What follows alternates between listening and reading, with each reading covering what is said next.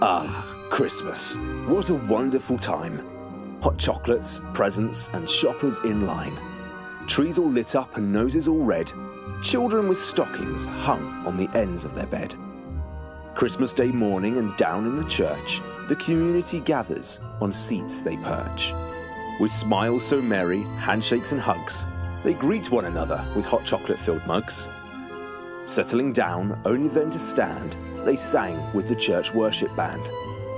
The sound so special as the praise filled the air, but some of their community are no longer there.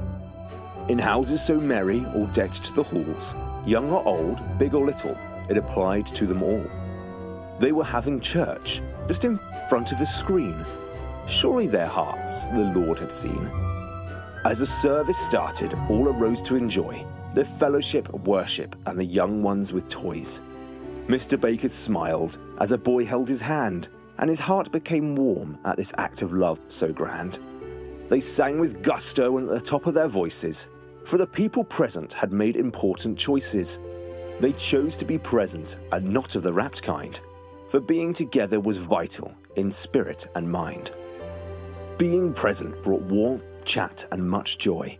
To those that were there, they could one another employ, to stand strong and have courage against the wiles of life, to pray for each other in trials and strife. But those that chose different, out of choice and not need, left a gap in the row through own selfish greed. Greed not in hunger or material kind, but greed for complacency of the comfort kind. There he sat with his pie and his phone in his hand. He was in church, wasn't he? Just as the Lord had planned. The oven was playing up and the dog needed sleep. He would make it back, just maybe next week. But weeks had been months, as he said to his sorrow, I will go back to church, there is always tomorrow. Little did he know this Christmas was his last, as he sang and ate all way too fast. With a cough and a splutter he met with his fate. In a turn of events he was at heaven's gates. I made it, he said, and on Christmas Day. Welcome, my son. Now what could he say? First, let's find your name in the Lamb's Book of Life, for you have been faithful through trouble and strife. However, there is a problem. I can't find your name. Amongst your community, is your name still the same? Oh yes, he replied, I have attended online. I've never been late, always tuned in on time. I have sung when they sang and opened the word too. I have even sent tithes through my app, it's true. I send them an email when someone passes away and pray for the pastors every day. I love my pastor, but can't remember his wife's face. She's such a lovely woman though, full of love and grace. Yes, said St. Peter, with a quiver in his voice.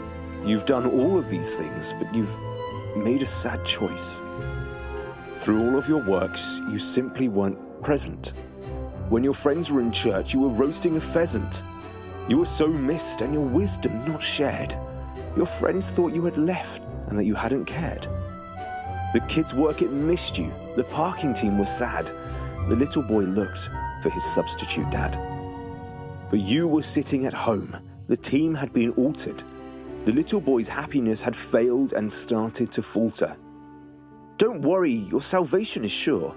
You have made it through heaven's doors. However, your works are seen as through fire. You must sit out there in your chair and retire. For clearly your preference at this time is watching from your seat. You can do heaven online. As he sat there with sadness in his heart, he did see how much he was missed, and with a jolt did he awake from his slumber with a silent scream, for this whole experience had only been a dream. The message, however, had driven it home. Doing church was community and not sitting alone.